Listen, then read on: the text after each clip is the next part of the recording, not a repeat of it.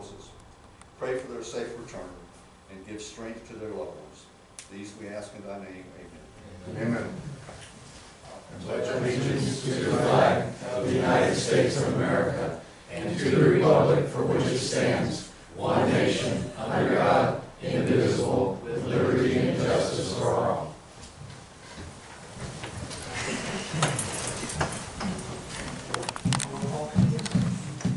Council Chair, Mayor Patrick T. Riley. Here. Vice Chair Steve Ribbit. Here. Council members Grant Ball. Here. Brian Vale. Here. Dick Korn. Here. Danny White. Here. Town Administrator Matt Stinnett. Here. Town Attorney Carl Bone. Here. I'm the Town Clerk Treasurer Debbie Franklin. And for the record, the Public Works Director Tom Malloy is also present.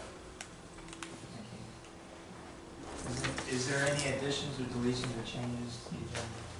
Yes, Mayor, I'd like to add a discussion and direction for the height project on Weston Hall. Okay. We'll add that as item 8. Correct. Okay.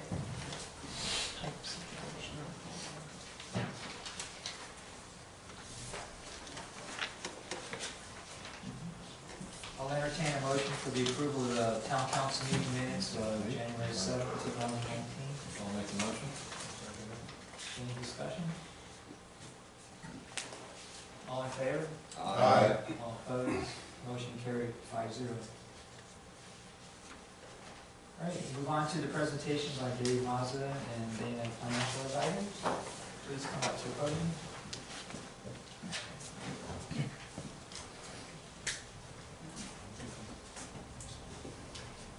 Good evening.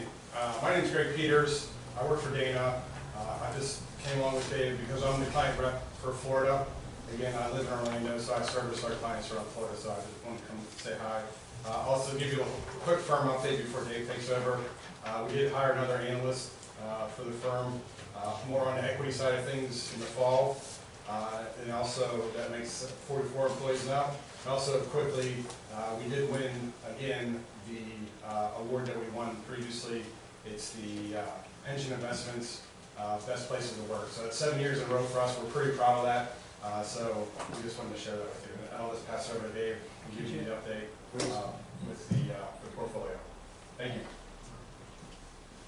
Thanks, Greg. So I'll give you a little portfolio update. I believe you have this handout with you. Just a little bit of background on how we got here. Matt and I met last summer to talk about the town's finances, its financial condition, its what it was trying to accomplish, and we met to see if Dana could help the town with its investments. We took that information with the financial condition. We went back and we met with our portfolio manager. We had a nice call with Matt, and we talked about a proposed portfolio that we thought could help the town. Matt said that looked good. It was in accordance with the town's investment guidelines. So we came here last summer with our portfolio manager. We presented that portfolio. We decided to move forward with that. And so what you have in front of you is the results of the work that we've put together. By the time we got all the paperwork done and the account funded, it officially started on August 1st. For the last 5 months of 2018, the town of Malabar earned $6,800 in investment income. And with the way the portfolio was positioned, talking with the portfolio manager last week, you could probably expect to see $20,000 to $25,000 in investment income for 2019. Excuse me, I got a question about the numbers. So I'm looking at the summary here. The earned yield is 2.24, the total return 0.83. Is that just because it's about a third of a year? Correct. Okay. And the earned yield is also, that's strictly clipping the coupons on the bonds that we've got. So that's just that interest income. The portfolio is made up in accordance with the town's investment guidelines. It's the same portfolio that we talked about last summer. It's made up of all U.S. government and government agency securities. so it's safe, in order so that we can preserve principal.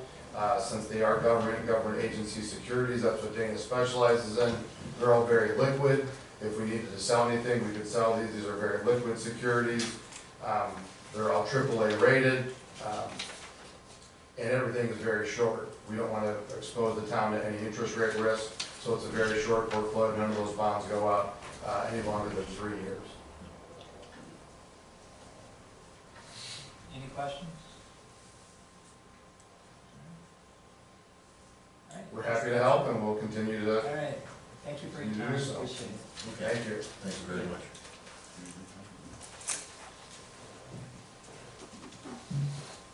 We'll move on to the attorney's report. Nothing.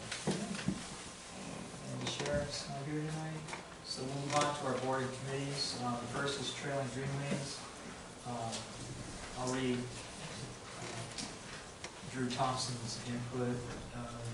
There's a possible meeting regarding the future South Brevard Trail Connection development with the Malabar. So they're trying to hook up all the trails to go from all the way to is that Horse Creek, the last one down? Goat Creek. Goat Creek, yeah, we're trying to get down the Goat Creek, so that's a good thing. And the other thing is he's gonna be our representative at the BPTAC, and it's up in Cape Canaveral. It's the Tourism and Transit Summit, so he will be our representative for that. So that's it for the Trail and Greenways. Park and Rec Board, right here, and Planning and Zoning, not here. All right, move on to administrator's staff report, please. Just kind of wanted to report, we got the concrete slab poured for the new building. We're looking at about 6 to 7 weeks, so they will have construction going on that building. We have been working several issues. Looks like we're getting really close to having a agreement formed to kind of do the work in the Stillwater Preserve area. I'm meeting with St. John's again on that this coming couple days, and should have something to actually prove by next meeting, for sure. That's all I got for now. Anything for Matt? Okay, thank you. Move on to Tom.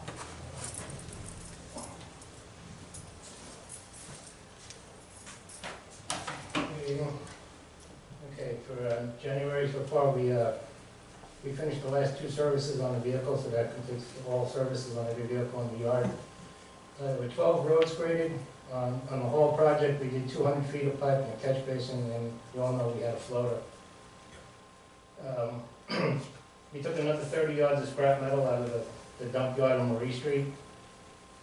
The ditch ahead is up and running. We did Ladder Road, all of the east side of Malabar Woods Road. The next schedule for that is west end of Vats, Lane, and then Waring. We'll be sending it down there. Like Matt said, the slab for the new building was poured. We got 2 coats of sealer on it. And all the debris on Weather Road was picked up from the car accident. And that's it so far. Anybody got any questions? Sure. First, thanks for getting Winter Lane graded. Oh, well, My resident on that road, he just had some back surgery. Yeah, and yeah. It was killing him. But anyway, thank you much. Mhm. The other thing we talked about last time was some of the break-offs on the edge of the pavement. yes, It's still not attended to. right. And we need to get some material put on that. The intersections, of course, get the hardest hit. I drove through the intersection of Axe and Weber today. Yeah. And, you know, westbound on Axe, making the northbound turn on Weber, you can see where the heavy equipment's just digging it out bad. Mhm. But, Okay. okay, thanks, Tom. It reminded me that I forgot to bring a chart that I made up this afternoon to bring tonight. Guess what? I didn't. Well, there's been a lot of talk about the pavement breaking up on Weber Road. when you come off of Malabar Road, if you're eastbound on Malabar Road, turn on to Weber Road, there's quite a pothole right there. And you gotta work hard not to hit it. Then when you get down to Hall Road, there's on one corner, the northeast corner, there's some dirt out. There's no blacktop missing, but a bunch of dirt where if it's not filled in right soon, there'll be a chunk of blacktop come out. At the same position on the intersection of Atts and Weber, there is a chunk of blacktop already out of it in a hole there. And it seems to be on the northeast corner in both cases. And when you get down to Old Mission Road, you'll see where there's people turning off Weber onto Old Mission. There's a hole they're digging there. And the problem with those is they're localized to the intersections. I only saw one noticeable section where a piece of blacktop, pavement, whatever you want to call it, was missing on the straightaway of the road, and that was just between Malabar Road and the driveway into Dr. Leahy's offices there, on the west side of, the southbound side of Weber Road. There's just one spot about that long and that wide is all.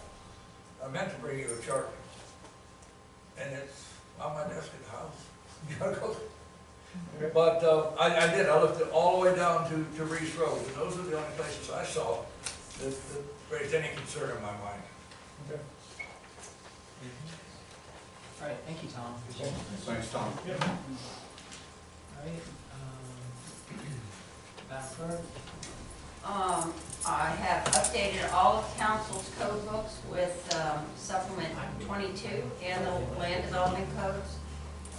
Staff is working on getting several more ordinances adopted and then submitting the supplement 23. Once this is done, we will update the board's code books. Most current code is available through the town's website and also directly through municode.com. So, you know, if you like the book, it's available, but if you already have, as soon as it's adopted, it's available on Municode. That's all I have. And fire chiefs? Okay, we have no hearings, no comments. So we'll move on to the ordinances. The following ordinances are mostly for housekeeping. Okay, so these have been in the works for a couple of years, and Debbie's had time to formalize them with our lawyers to get them adopted. So I'll move on to amend Land Development Code, Ordinance 2019-01. Thank you. Introduced by Tyrone. Okay. 1 second, please. This is way too far. There we go. An ordinance of the Town of Malabar, Brevard County, Florida, amending Section 1-12.5 of Article 12 entitled Procedures for Adopting, Supplementing, or Amending the Land Development Code of the Land Development Code of the town, removing the portion of Section 1-12.5 of the Land Development Code of the town relating to the decision-making authority of the Planning and Zoning Board, providing for conflict, severability, codification, providing for an effective date. I'll entertain a motion for this ordinance. Motion for the ordinance. I'll second. Any discussion? We'll do a roll call vote, please. Councilmember Ball. Aye. Councilmember Vale. Aye. Councilmember Ribbit. Aye. Councilmember Corn. Aye. Councilmember White. Aye. Motion carried 5-0.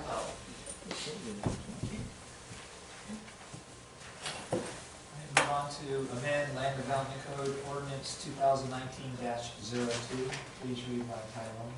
An ordinance of the Town of Malabar, Brevard County, Florida, providing for the amendment to Table 1-3.3A and Article 3 of the Land Development Code, providing for findings, providing for new setback allowances and RR65 zoning for accessory structures only, providing for codification and repeal of ordinances or parts of ordinances, conflict herewith, providing for severability, providing for an effective date.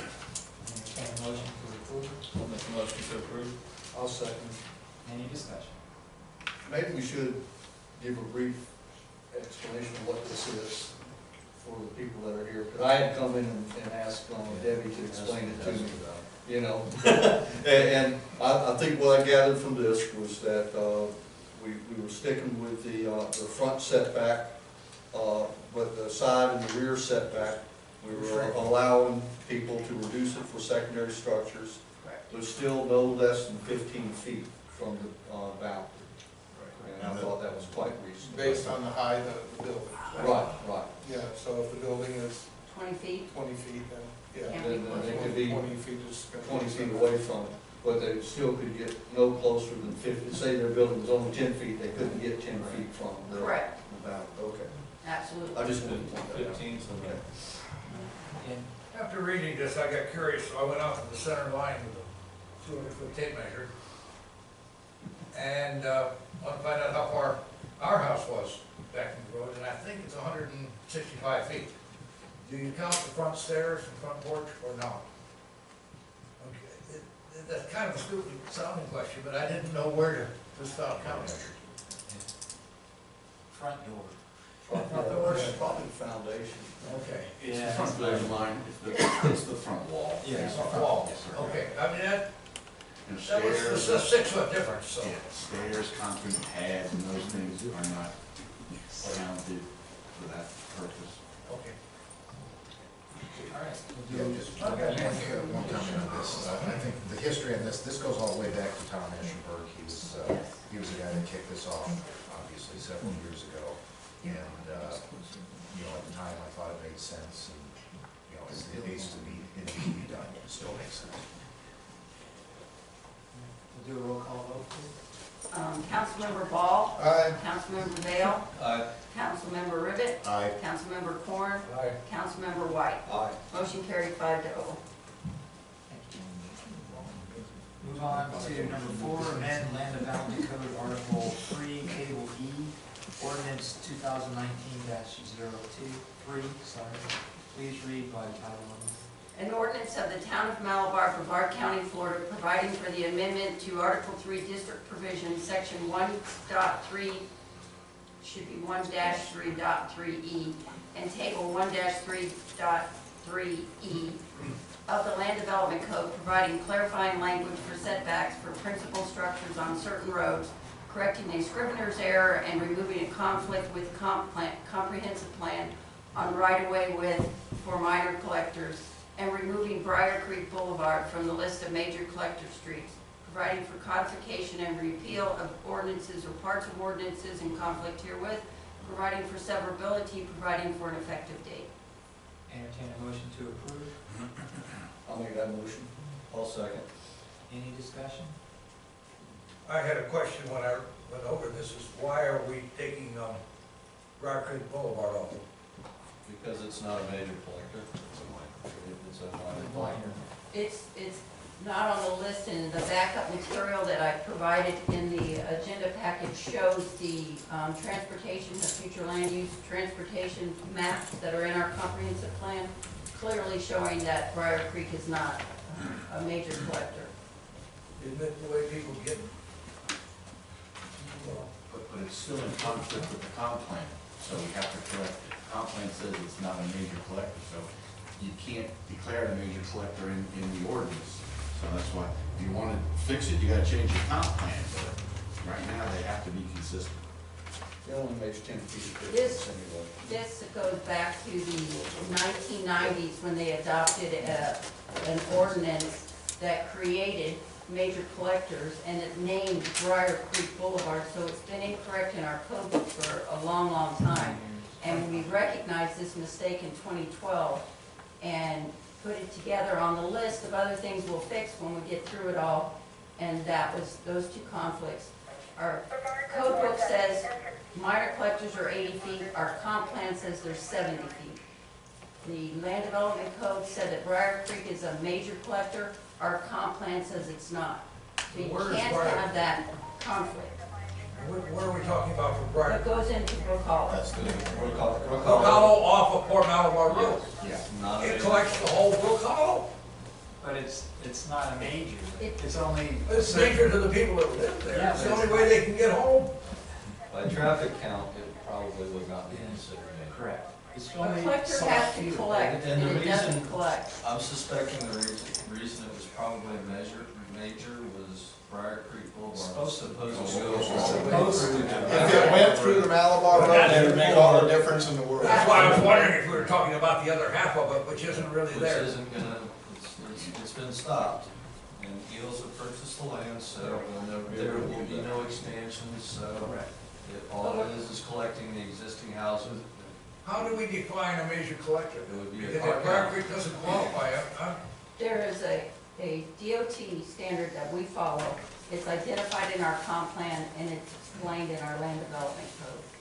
But essentially, a collector has to collect traffic between two major roads.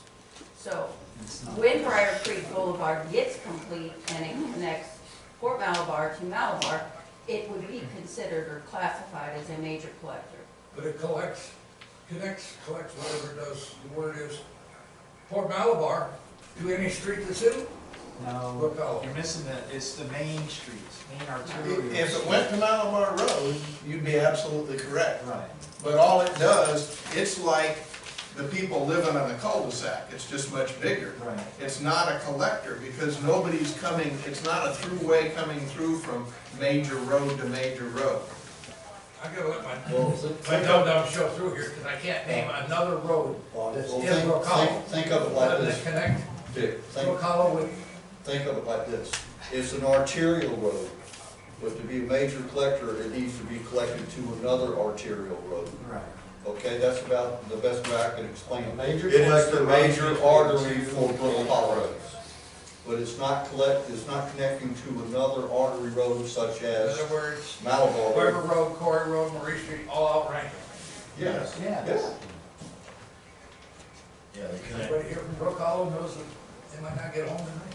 If that bridge If they're ever- going that way, they're not gonna get home.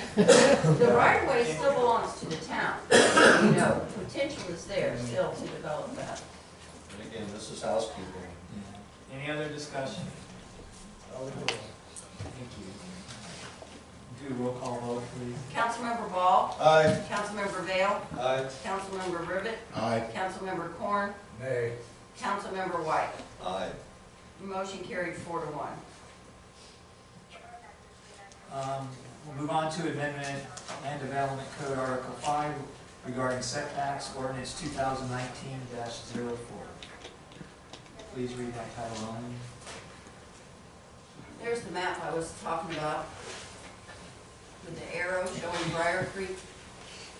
And the legend over here indicates what they are. And Briar Creek is none of those. It was in the packet. Yep. Okay, so we are at ordinance number 4. An ordinance of the Town of Malabar, Brevard County, Florida, providing for the amendment to Article 5, General Provisions, Section 1-5.10 of the Land Development Code, providing for clarifying language for setbacks for principal structures, providing for a reference to Article 3, District Provisions, Table 1-3.3A, and Table 1-3.3E in the Land Development Code, providing for codification and repeal of ordinances or parts of ordinances in conflict herewith, providing for severability, providing for an effective date. I'll entertain a motion for approval. I'll move to approve the ordinance. I'll second. Any discussion? Do a roll call vote, please. Councilmember Ball, Aye. Councilmember Vale, Aye. Councilmember Rivet, Aye. Councilmember Corn, Aye. Councilmember White. Aye. Motion carried 5-1. Thank you. Mr. Mayor, I wrote a little one-liner explanation for each of these ordinances in the minutes. Is that okay to leave that in for future readers? Sure. Okay. All right, move on to resolutions. Amend administrative fees, resolution 02-2019. Please read by title. A resolution of the Town of Malabar, Brevard County, Florida, pertaining to the amendment of administrative and permit fees required to be established by various ordinances of the Town of Malabar, providing for repeal of Resolution 4-2014, providing for repeal of resolutions or parts of resolutions in conflict herewith, providing for severability, and providing for an effective date. Entertain a motion for approval. I'll make a motion to approve. I'll second it. Any discussion? I want to hear some justifications on some of these. Can we go over any of these?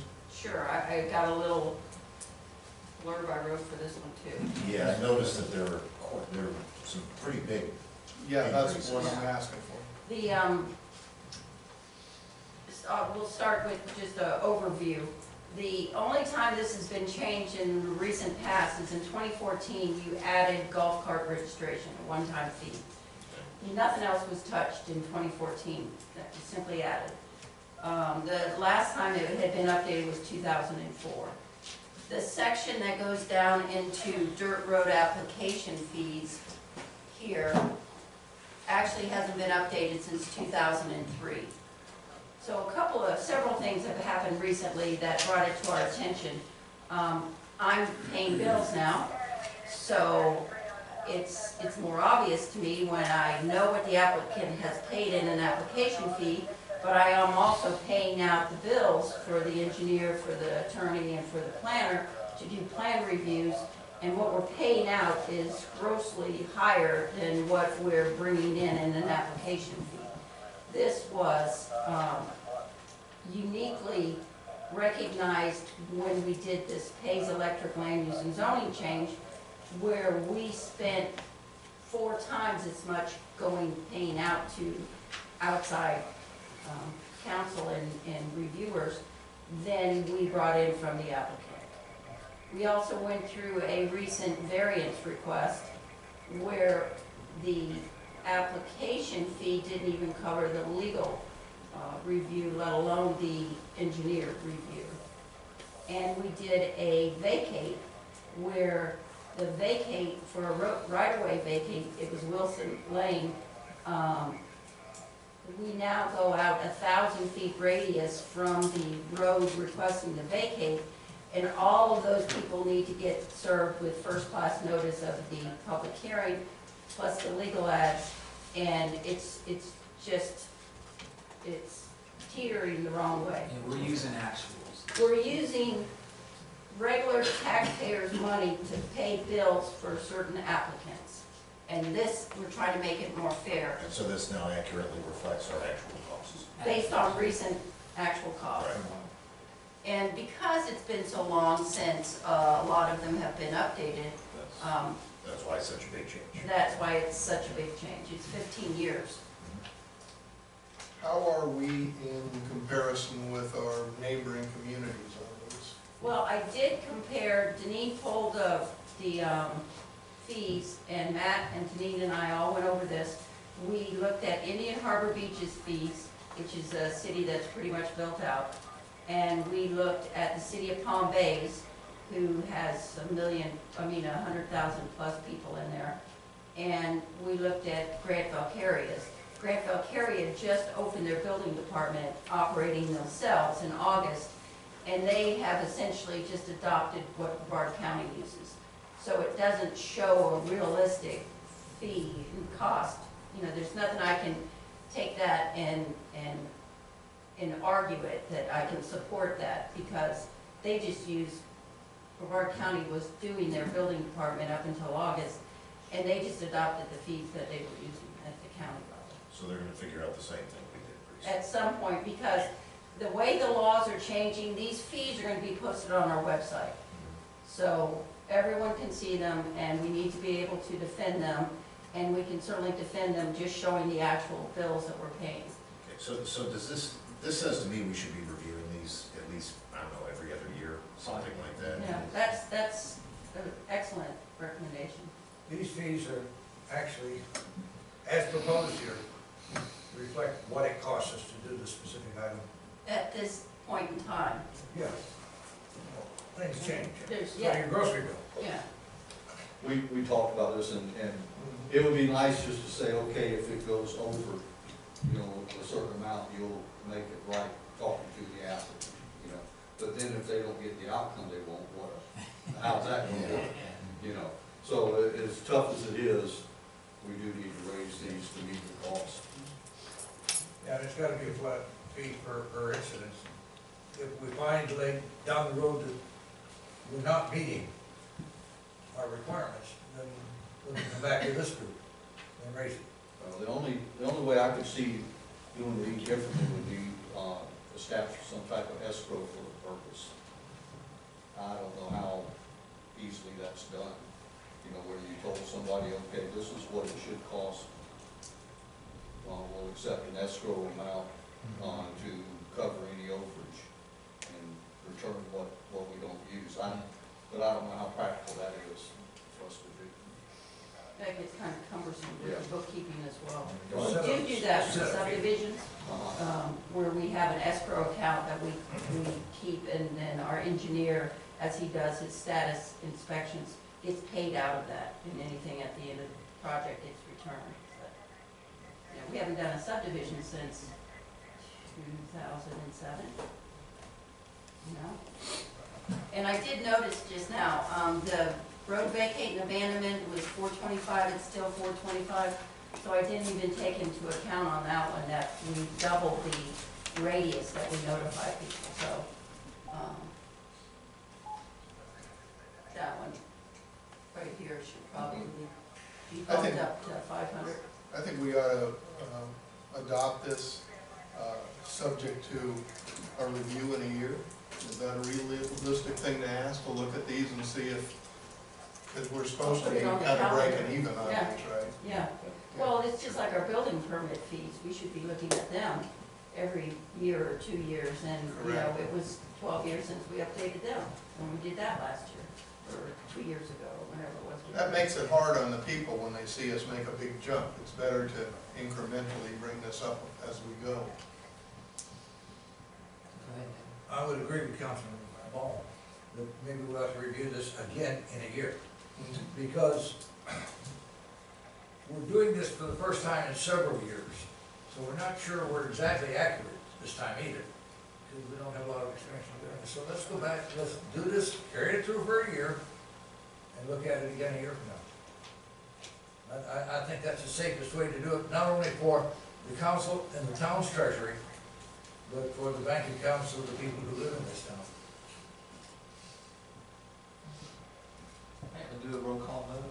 Councilmember Ball, Aye. Councilmember Vale, Aye. Councilmember Rivet, Aye. Councilmember Corn, Aye. Councilmember White. Aye. Motion carried 5-1.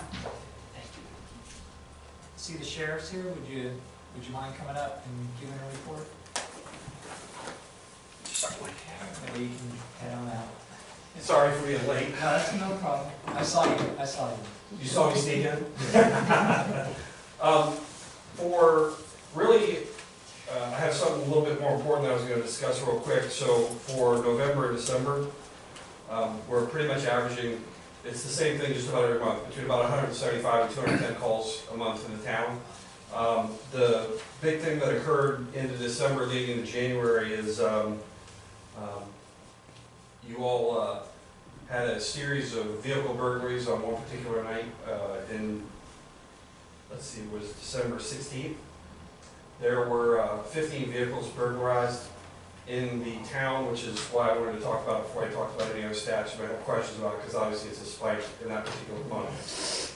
But of the 15 cars that were broken into, not one of them was locked.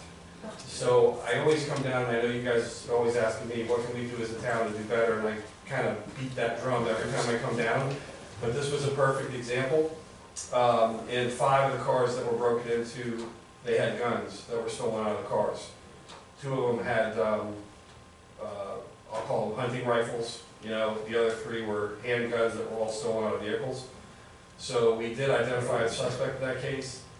Long story short, kids are stupid nowadays. They put everything on social media. He was dumb enough to post pictures with some of the guns. He was arrested for several vehicle burglaries, I want to say in 2 different communities.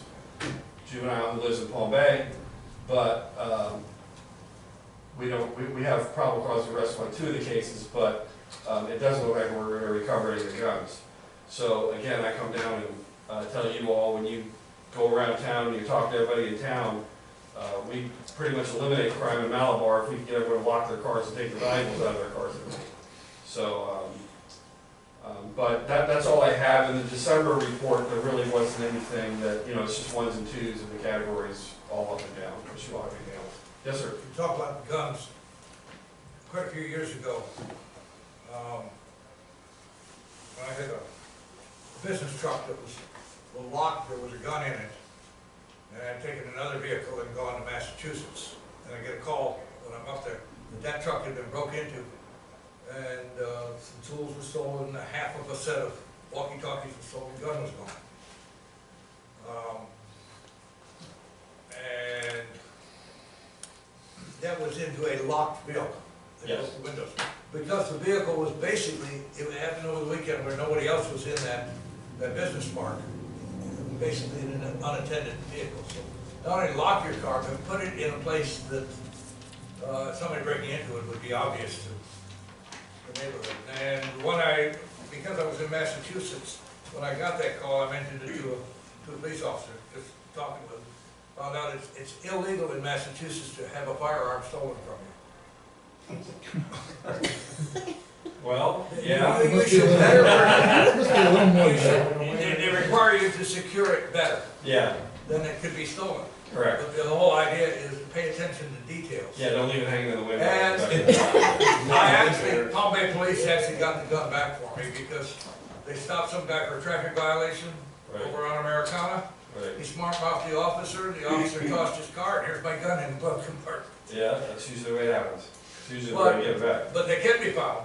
But the point is, it was stolen out of a locked vehicle. Yeah, But there was something on news yesterday, some local community had their police officers, you may know who it is, out checking cars, going into driveways and seeing if it's locked or unlocked, and if it's unlocked, they knock on the people's door. yeah, I mean, generally what we try to do with that is we focus on unlocked or unsecured garage doors. Just so many people, you know, they'll go to bed and leave the garage door open, so we'll wake you up if your garage door's open. But the problem with that is, you put the officers at risk of someone waking up and thinking that someone's breaking into their car and they start shooting out the window or something, you know? Yeah. So, Yeah, I can understand that. especially now. Yeah. I can see that happening down here, not saying that there's anything wrong with that, I'm just saying that that's the problem. Channel 13 had run this story, but I don't remember which community it was that was doing that this week. We focus, if your garage door's open, we're gonna wake you up, and that's just tough, so, you know, and most people are appreciative, they understand why we do it. Because the door from the kitchen to the garage is probably unlocked too. Yes. Yeah. We actually had a car broken into Beachside. The gentleman had his wife's keys in the car and his keys in the car. They stole his car that night. It was unlocked with the keys in it. Everyone leaves these key fobs in their cars now because they think, I don't know what it is, they just leave the key fob in there. And the kids are smart enough to look for them. So we actually told the couple, we said, well, you should have the other car rekeyed. And, oh, yeah, we'll do that. A week later, they came back and stole her car because they didn't have it rekeyed. So, you know, it's just a little prevention goes a long way, you know, and if, so, you know, I know I've been out here before, like I told you all, you got 15 citizens, you got 5 people with lost their guns, and they didn't even lock their car doors, you know, so if they lock the doors, that would really help out.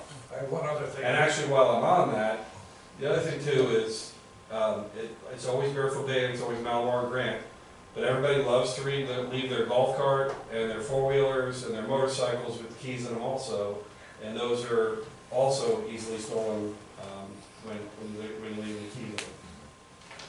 One of my constituents contacted me a few weeks ago. We've got a sign out here saying we have a substation.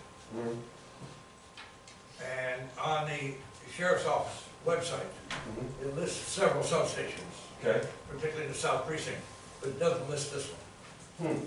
The question was, do we still have this? I didn't call the sheriff, I called, just looking at my phone for her phone number or her name, and I can't think of it, his secretary or administrative assistant.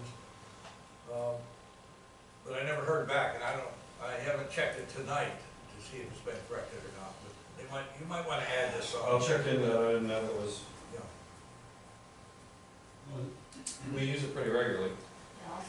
In that circumstances, you have people coming here thinking it's a police station, no, it's not. Well, that's true with a lot of the substations in the South Precinct. They're not always manned, Right. but it is a place where they can meet. They do have some things. There are phone numbers that can be, that are posted that can be called and got help. Or during business days, there's people manning this building who can refer them. quite honestly, we use this one a lot because it's a convenient location for the deputies to meet the jail van. So they're here all night long. I've seen it used quite a bit. Yeah. So, Anything else? All right, thank you for your time. okay guys, Appreciate it. all right. Thank you.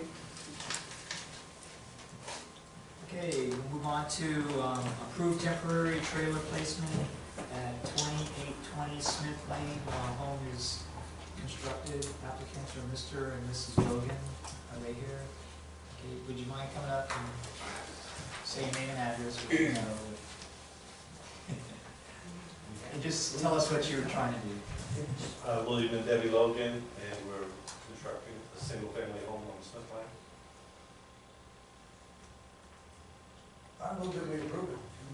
I'll second it. All right, all in favor? Aye. All opposed? Thank you very Motion much. carried, 5-0. Was that- I didn't know they have to come in each time. Sorry. Thank you for your time. Yeah, welcome. I've known several people who over the years, you know, the 30 years I've been here, they've automatically done it without what a deposit, right?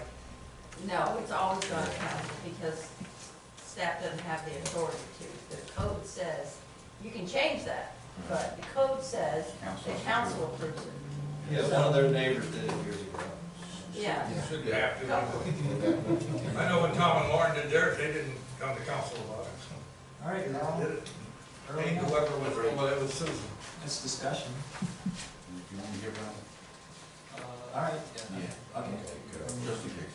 All right, move on to discussion. I guess it's pipeline. So, as we know, we've had a delay on this project with the damage that happened from the Sunday rains. At this point, I'm kind of looking for council to direct our team to move on to other things. I would like to contract this project out to get completed. I don't have enough bids in place at the moment to give you a price on this. So, kind of kicking it to you to discuss it and kind of give me that direction to say, yes, make this happen, or we need more information and wait, or how we want to proceed. I believe this will be above the delegated limit at this point for me to make a call, so. So if it's under 10,000, he's allowed to just to do it, but we don't know the price yet. Right. And you suspect it will be over. May I ask, and that's the district that I represent. Is it absolutely necessary to put a culvert in lieu of a drainage ditch out there? Because the culvert's gonna be a problem. With all the water that's coming off the interstate, no matter what you do, it's gonna float those culverts. And you mentioned, you and I had a conversation a few days ago on another issue involving a culvert in that area. Yes. And you said, well, when we get time and we can get around to it. I think, in my mind anyhow, what's left of it, you can get more accomplished with the project I was talking to you about than you can in trying to hold down a culvert that's gonna float. And that, Why don't we just make an open ditch there, or is the culvert absolutely necessary for the whole length? this is exactly my point. Whether or not a culvert is needed opposed to a ditch is, I guess, subjective. The residents there had an issue with the ditch that we dug originally through this area, and so there was some back and forth on that, and that's when the pipe was purchased, and we're at. I do think it's important to get a larger stormwater utility through this area. This will allow us to connect down to Rollerson and try and help out with the issues there, and then we can connect from the corner of Hall and Weber to this ditch and solve that issue as well. Time is my problem. This project is more involved than what our team is really best equipped for. And it's already taken almost 4 months now to get where we're at. I don't see us being able to get done even within another 2 months. So I would like my team back to be able to move on to these less involved and easier projects to get done where it can make a bigger impact. The clock is ticking. I understand. The clock is ticking on dry season. yeah. One of the reasons for the ditch, for the culvert, is that the resident in the area didn't want a ditch in front of their house. I got a ditch in front of my house, it's my shoulders deep. I have no problem with that, as long as it's maintained properly, and it is. What would be the ramifications of pulling the pipe, storing it for another use, and putting a ditch in there? Water. Well, can I ask the It's question? the town's first, right Brad? away, so it's, I mean, it's really, your call. Have the homeowners contributed into the cost on this project? Yeah, that's what I wanted to know. To the best of our knowledge, they've not actually presented any funds towards this yet. Okay, see, I was told that they were buying the culvert pipe and we were merely installing it for them. Okay, so that didn't happen. That is, the agreement is that they will pay for the pipe, but we have not received funds to date. Okay, I'm kind of, I hear from both sides of you here, that I know it's not gonna make the homeowner happy, and actually I wish that when, his name's Tom, I think, was here, or, yeah, I think his name's Tom. It is. Okay. I wish that I had said to him that the ditch is not just for you, it's for all the community that's upstream from you, you know? And I'm afraid that, our past town administrator was trying to appease this homeowner, and also Doug wanted to see some culvert in place because he thought that it would really help, in the long run, leave us a ditch that was not, needed to be maintained, okay? And all that makes sense too, but, I went and looked at that culvert that was popped out again today. I've looked at it a couple times already, but from what I could see, there's no way we could put enough dirt on top of that culvert without mounding the ditch instead of having a swale. Am I correct with that, Tom? Yeah, Come don't on. mind Yeah. talking. And so I'm of the mind, and I'll finish this up real quick, that, we may be wiser contracting out just to put a decent ditch in, okay? And walk away and complete the rest of Hall Road to Weber and get that water flowing like it should go. And I hate to upset a homeowner like that, but I would rather do that than just throw a lot more money into this. You'd be saving him money too, you wouldn't have to pay for it. All right, go ahead, Tom. If you pull a culvert out, this will be the third time we're doing this job. We spent over $1,000 in sod and dug it up. Now you're gonna put it back again. The culvert can be anchored. It's not a major problem. It's a floater. You just bore footers along each side and strap it down. It'll stay down. Yeah. That's all you have to do. But putting the culvert back in the ditch back in, there was one there already. We ran the whole length of the whole road and we dug it out. So this will be the third time we're doing it. You know, I personally would like to see more culverts in the town. If there's less ditch for us to maintain, and if we can get a permanent solution that won't, you know, that won't float up on us again, that's what I would like to see. I A would say, permanent solution would be to get some of the water that's coming off of I-95 diverted elsewhere. I would say an additional point to that, is that there's a couple ponds in this area that are very close to where the ditch is running, and we are getting a lot of groundwater in the ditch, from those, which is straight into the ponds, so that is a minor factor to consider, as well. My question, the water here is flowing west, is that correct? Yes. So it's not coming from 95, it's the water coming west from Weber Road to the main ditch Tillman. before 95. Well, there's 11 culverts coming under 95. These are, From we're the not center talking that coming about, down into Malabar, there's a tremendous amount of but water we're not coming, talking about that, we're talking about the west end of Hall Road. which is part of that water. Not from what I've understood. It's east of the Tillman Canal, anyway, it's coming off 95, this particular area would go into the canal Straight first. to the canal. Okay, go ahead. Brian? Okay, I think we just need to step back away from this, gather as much information as we can, come up with a resolve. Obviously, we're having issues with this, to rush into something else, contract it out. The other thought I had in mind, with good intent, the culvert installation was presented to the homeowner. I would assume there's a mechanism, and Debbie probably answer me on this, that if the homeowner wanted culverts, they could permit the installation of culverts through the town and have an outside contractor install the culverts in front of their properties. Oh, sure, with a permit, yeah. With a permit, so I don't know that it's our best solution to offer culverts as an option, but tell them they have an option to culvert this through our permitting and outside contractors. And that'll get us out of the culvert business. I mean, the extended lengths of culverts that we have, and yes, I would myself like to see more, but there's maintenance downfalls to those as well.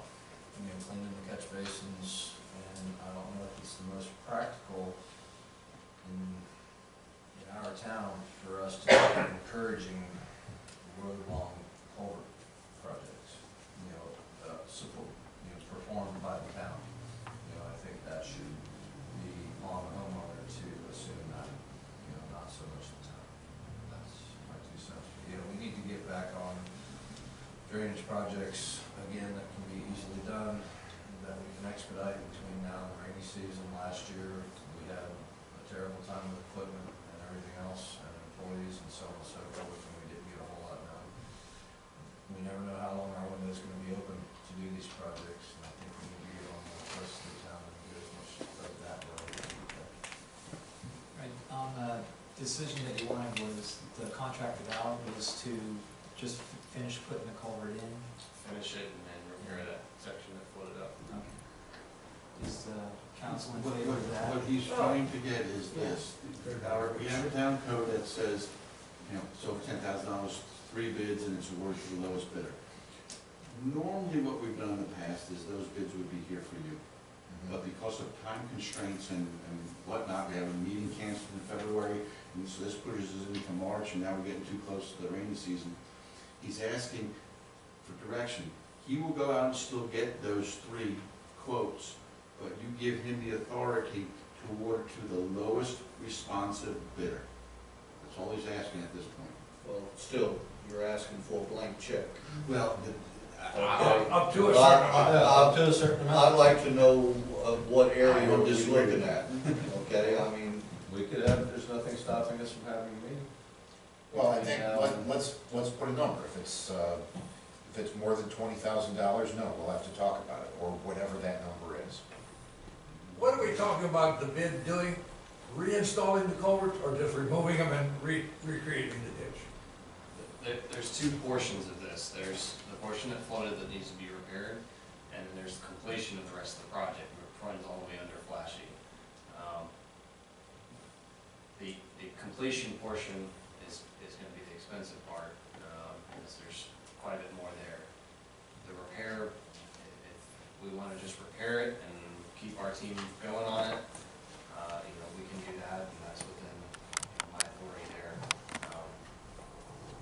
Thinking the other side of this now, if we do that, then any resident in town who's got a ditch in front of their house may ask that the town be required to put a culvert in. I don't like the idea of those culverts. I know that your predecessor, who I consider an outstanding individual, but he wanted to put every ditch in town in a culvert. And that's just not gonna work. well, I would like a couple of things, and not to step on your authority, but I would like a special meeting to approve anything of this nature, okay? And I would also like to have a commitment from that homeowner in writing, okay, that he's gonna pay for the culvert in front of his property like he said he would by such and such a date. or even better, have a commitment in the form of writing on a check. Yeah, so obviously on the check. Can you But, anchor but it? really, Not a commitment, pay it, right, and then we'll work out. right, because I think that, this whole thing was presented to me, as a different matter, not by you, okay? And it's turned out to be something completely different. Great concept. And I think any of us would be happy to take a half hour out of our day at such and such a time when you get the bids and say, hey, let's all meet here, just so we can go over it and say, okay, I'm in agreement with this. And Because that's exactly. Again, getting back to past practice, the contractor that we had to do all the work on hats did not complete all the work as he was supposed to, okay? And it was done. The money was paid, not gonna give him back, okay? I don't ever wanna see that happen while I'm sitting up here again. Well, I question a little bit the engineering on this. Yeah. If we had paid a contractor to do this and it floated up, we did the engineering, contractor would have told us, well, guess we didn't bury them deep enough. So, you know, I've got a question with the pipe, you know? I still do. I mean, I understand what you're saying, that you've got a lot of time and you've got a lot of sweat put into this. You don't want to see us go back and abandon it, but I'd certainly like to talk about that. I don't like So, miles of coals. Under driveway ships. Would it be appropriate for the council to direct the staff to get two sets of bids, a pipe, ditch, okay? Yep. And my recommendation is you set the meeting now. yeah. Set a special meeting now this way. Notice it. Well, I was just going by how soon you could get those, but if you want to, yeah, let's go ahead and set the meeting. How much time do you need? We've got a workshop scheduled for, the 25th, Yeah. so you could do it in conjunction with that. I think, you know, that would be plenty of time. Gives you 3 weeks. My real, what I was really looking for direction-wise is, can I go ahead and pull my team off of this and get the ditch cleaning? The decision as to whether or not to continue the project and whatnot is certainly something we can discuss, and I think a special meeting is. I'd like to make a motion that you do pull the team off of this. Let's get cleaning the ditches, get ready for what we can get done, and address this problem on the 25th. I agree with that. All right? I'm in agreement with that. I'm good with that. I just need a second, then, or whatever. Second. Okay. All in favor? Aye. Okay, what was that motion? Pay attention. I was asked on a project the date sheet. We're gonna set Tom and the crew Okay. free to get about their work, okay? And we're gonna meet with our workshop and decide which way we're gonna go on this. He's gonna get bids on the culvert and the ditch, okay? So we'll advertise this as a regular meeting at 7 and a workshop at 7:30? Yeah. Okay. What date would that be? The 25th. Monday night, yeah. Just getting back from Tallahassee. All right, Thank you. all right. Thank you for your time. Thanks, Tom. Thanks, Tom. No football game tonight. No, you God. Wasn't that enough last night? It was. Just the right amount. Should have been the Saints. The Yanks. Still All right, we'll move on to reports. Brian, you go first. With all this drainage discussion, and we know we all have drainage concerns in Malabar, a drainage survey townwide, we need to research what that would cost, because before we come up with a major drainage plan, we need a drainage survey to establish what we have, the culvert elevation, where the water's coming from, where it's going to, and a survey would provide us all that information. Haven't we been We moving have- forward on that? We had that. Yeah, we've been doing the elevations. Yeah. I think you're referring to A professional Professional engineering contractor. firm putting it on Google Maps, downloading all We've sent information on Google Maps, so anybody in town hall or public works goes to the Google mapping, and it tells you exactly what the elevation of that ditch is, and you have engineering that supports what it's supposed to be, and you know where the water, again, where the water source is, where the water's coming from, and where the water's going to. And that, you would need a professional engineer drainage survey to start any forward motion on getting, handling our stormwater. And then following that, a master drainage plan, which we have bits and pieces of that. We've had master drainage plans in the past, whether they're relevant to today's water load that we have with 95. I think maybe some of the engineering was pre-95 widening, so it doesn't necessarily apply. But I think just to get the ball rolling, let's see what it would cost for a professional engineered drainage survey. And how soon it could be completed. And how soon it can be done. I don't want to go through another few years of planning and nothing get done. So let's get something rolling on that. And then, another thing that was, in looking through some of my old notes, the sign ordinance.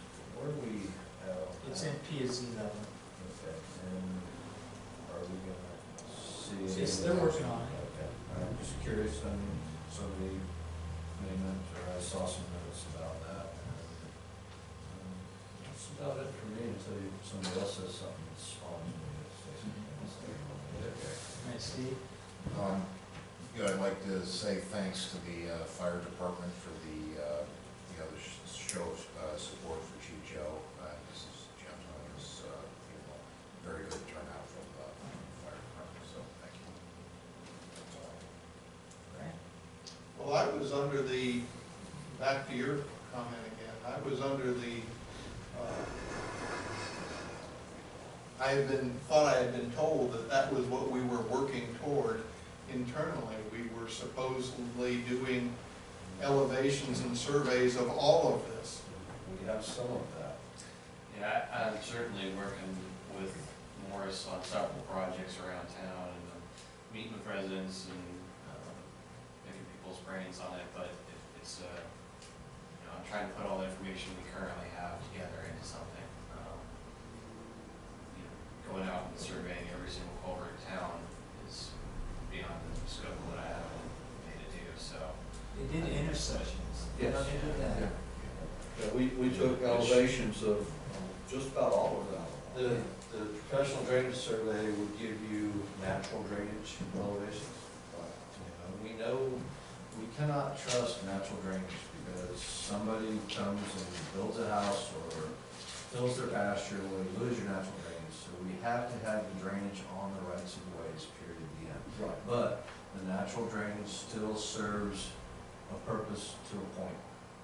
There is still a lot of our water that is being that's flowing through natural drainage. So, and that would be other information, valuable information on the survey that would be provided if this stops. Like, for instance, down in Vendor, there's natural drainage flowing south from there where the water is supposed to be going. Again, can we depend on that to stay flowing? No, we can't, because at some point in time, that's going to be altered in some way, and you have no access to maintain. You can't go on private property and put in the ditches, so we need to come up with a plan that brings all the drainage to the rights of ways and the process of water. And I understand that what we did was mainly just gathering data. Okay, it takes a professional to put all that data together and come up with a plan. I understand that. What's coming in and what's going out. Yeah. And we've been spoiled because it's been dry for a pretty long time. We got about 4 inches of rain 8 days ago, and I still got water standing in the swale in front of my house. 2 summers now, I've It's seen a swale, not a ditch. 2 summers now, I've seen the banks of the pond, the seasonal pond behind my house. I, for 4 years, did not see nothing but water from fence line to fence line. So in the last 2 years, we've been fortunate as far as the water going down enough to help us maintain town. give us a little heads up about how our new ditch is working and how things are working out with that? It is working really great. I got a picture of the water just cascading out of the pipe along Malabar Woods Boulevard, where we did. And I don't know if any of you have taken time to stop by there, but the west side is nice and dry, and the east side has still got puddles on it, so. Are we gonna continue the east side through to that one little culvert that goes across? Yes. I believe, Tom, did we get the? Tom left. I believe he got that mowed today, so we're gonna get locates then. Kind of working to get a schedule in place, as you mentioned. We're heading, Axe Road, and then, going to Elaine and Waring, and so the east side of Malabar Woods Boulevard will be working that schedule as well. That was Abbott West. Yes, west of Weber. Is the learning curve working? Is that getting better now and do we know how to do it? I think he's getting a good handle on it. So we figured out how to get the RPM up on the John Deere and yet creep. He's adapting and overcoming. Okay. Okay. Without smoking the clutch. Yes. Well, now, does it actually have a clutch or is it all hydraulic? It's all hydraulic. Because I was told it was all hydraulic, there's no Well, clutch to burn up. The new tractor's hydrostatic. Yeah. It's a hydrostatic, so you're not slipping the clutch, all you're doing is bypassing. Well, the old fluid. tractor, the old ditch mower was did have a clutch. Right. But if you're just bypassing fluid, it doesn't hurt anything. Yeah. It doesn't wear So, anything out. so all he's doing by just barely letting the clutch up is just barely opening the valve a little. Right. Correct. Okay? And so he can have the RPM up as high as he wants. Because that's the Essentially first thing that riding. Grant and I noticed when we watched him over on Ladder was he wasn't throwing the spoil up on the bank as much as we had seen. It was Before. puddling. Although it was still there even after the rain, it didn't flow back into the ditch. I was pleased to see that, so. Well, I was pleased to see the fact that, I would have liked it to be a bigger swath, but the thing that I was thinking it's gonna be so valuable to that ditch is we're opening up, by getting the organic matter out of the bottom of the ditch, we've got a mile plus the width of perk area. To even if we're not carrying the water, we're perking it, but we're not perking it through the organic Yeah, matter. you unplug the muck from the gray sand, so it can. Correct. Okay, well, a couple things. I'm going to a meeting tomorrow morning in Grant, Valcarria at the place we had our dinner for the Indian River Lagoon. I wish I knew more about this. There's a fella that's a council member, I think, for Cape Canaveral, Stu Lance. You know Stu. In Atlantic. In Atlantic. Yeah, Yeah. in the Atlantic, okay. And he is attending this meeting. There's going to be 4 of them. It's, the acronym is STEM. Do you know what that is? Because I couldn't find a definition for it anywhere. But basically, it's the scientific part of the Indian River Lagoon plan. STEM stands for Science, Technology, Engineering, and Mathematics. Thank you, okay. Anyway, so there's a all-day meeting tomorrow. I'm going to attend the morning part of it with Stu. I asked him if I could just, I didn't want to be representative, but could I go Mouse in the corner? and be part of it? Yeah. And so anyway, that'll be interesting, okay? The issue with the sign that my wife had painted for the Marie Trailhead, we didn't make PB happy, and so they asked us to pick the sign up, and it's in Public Works right now. And so I talked to Bob Weber, and we're going to make a triangle of the sign over on the north side of Malabar at Marie, so that the people eastbound on Malabar can actually see it. That's why we moved it across the street the first time.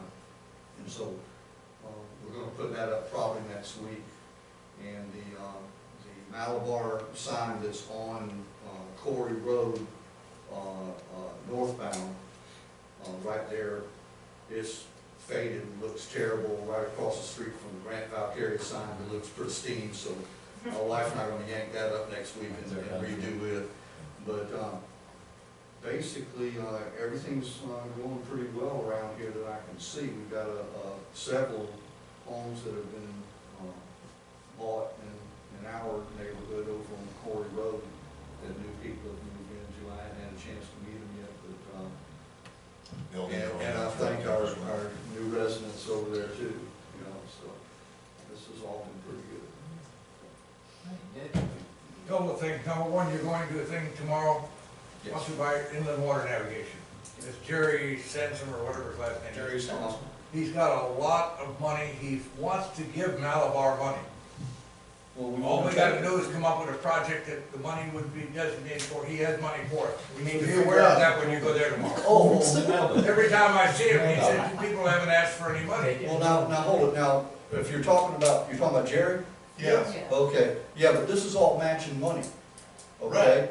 Yes, 50% match, he doesn't care where the other comes. But yeah, if we get that triangle piece, I'm we've just got. saying, be aware of that attitude that he has tomorrow. I have a couple of other things here. no, but let me finish, because as I understand it now, if you wanna build a dock or something like that, he's your man. He's the guy. But we still have to match the funds and basically, He's not Or talking we about can get matching funds matching at from all. somewhere else. oh, He's well, talking about, He he's talking doesn't about care where the donations. match comes from. okay. Because I've talked to him when we were talking about that triangle at the end of North Rocky one. Yeah.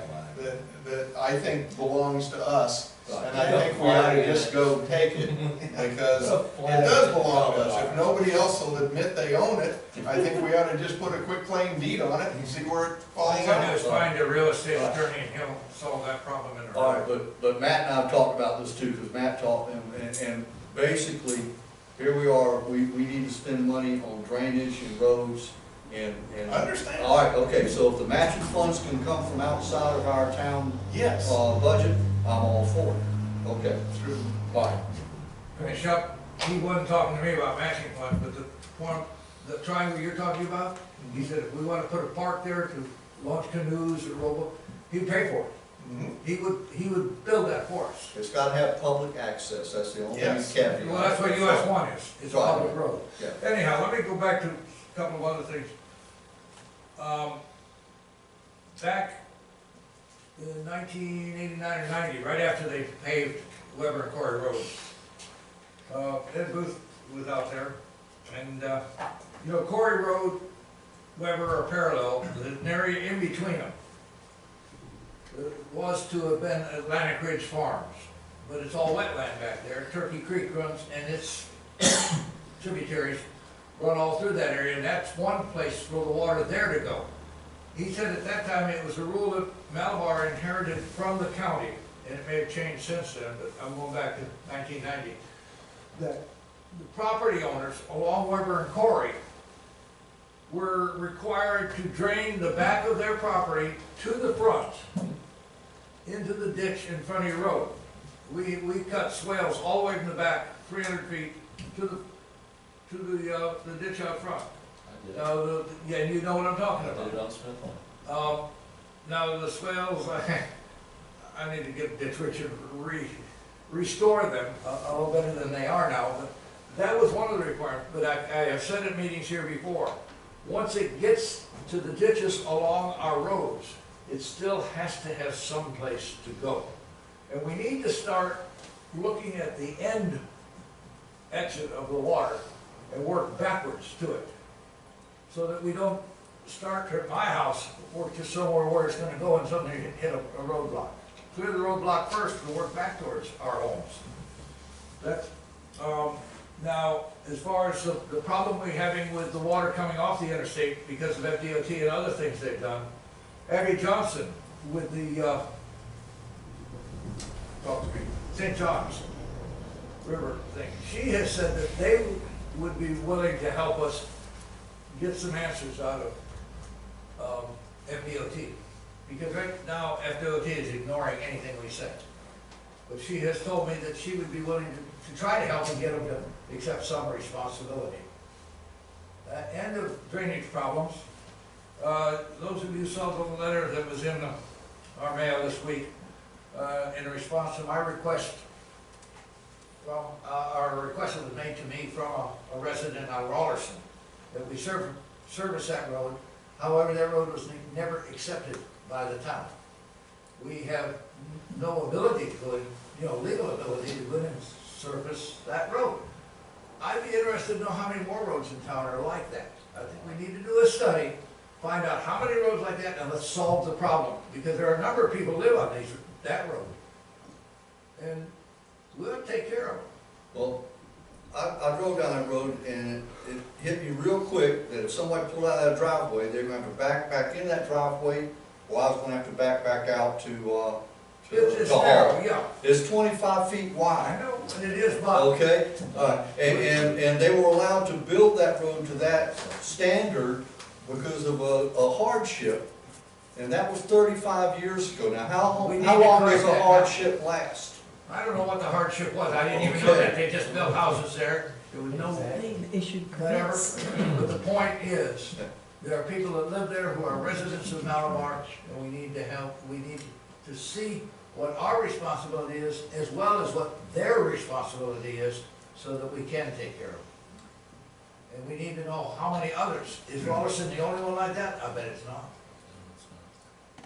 In fact, I know North Smith, across Ash Road from the road you live on, Brian, is the same way. It was never accepted. All right, any other thing for a report? I got one question for Matt. And he brought up the DOT. You're the TPO guy, right? Yes. Can we start getting reports on what's happening in the TPO, because I haven't heard anything from you in a while. It'd be nice that, at this forum, that it comes out so we in the public can hear where we are with the TPO. I know you're not ready for it tonight, I just dropped it on you, but I'd like to start He seeing. provides us, you send it out. But I mean in this forum. I did not do a presentation for this last one. Yeah. Just with the new job. You're busy. Got a few things to do, but our next meeting is coming up, so I'll look for that. Okay. But they didn't have a meeting in December. No. So. Right. So, March 11th is the Space Coast League of Cities meeting down in Granville, Cary, and us. They're the official hosts and we're the co-hosts. So it's going to be at Riv City, the barn at Riv City on US 1. So those that on the council that want to go and staff will need to give Debbie, that you want to go. Notice. Are we the host for that too? No, we're not the host, we're the co-host. Well, that's what I We're meant. the second. So Dell's in charge of it. Grant McCary is the lead. And then we will probably do the pledge of allegiance or something. He'll give me the responsibilities, but we don't have to get the caterer and do all the. Does River City have a vegetarian place? The barn. What's that? You don't decide. Grant, cut Yes, this. yes, they serve vegetarian. Cows, I think, are Oh, vegetarian. No, they don't. It's meat. They'll probably have a caterer, so it won't be Rip City. Oh, Yeah, we're just using your facility, the barn. Oh, really? I think we all should be there for that. Yeah, Really close to home. yeah. Oh, well. Well, it's And we're co-hosting. it's our call, yes, the one we're calling. Yeah, we I should be think there. we all should. We should be there for that. I agree. And the other thing is, Debbie and the staff and that, have been putting articles in the hometown news. We get it once a month now. So, so the mailboat is, the way I'm looking at this is the mailboat is really the hometown news, because that's every week, that comes out, versus our mailboat is, quarterly. But we still need to do a mailboat, but I'm just going to say that I don't know if it's required to do one as often as we used to, because of really, what's there more to put? And if we already put all the news in the hometown news. Right. Well, I talked to Deb a little bit about this, and I think it makes economic sense for us. Didn't you indicate to me that it's $100 for a one-page ad there? Well, the whole page for all our stories is $100. For $100, so we get a whole page on the hometown leads for $100, and we can't even send the mailboat out for anywhere close to $100, and that's not, and we gotta have it printed and everything else. Yeah. $300-400? postage alone is $470. So the hometown news, I know that used to be dropped in my driveway. Right.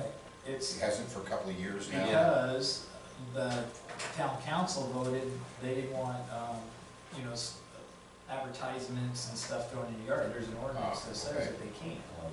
But you can call and get it delivered if you So want. landscaping I still company. get one thrown on my driveway on My driveway Saturday. yesterday.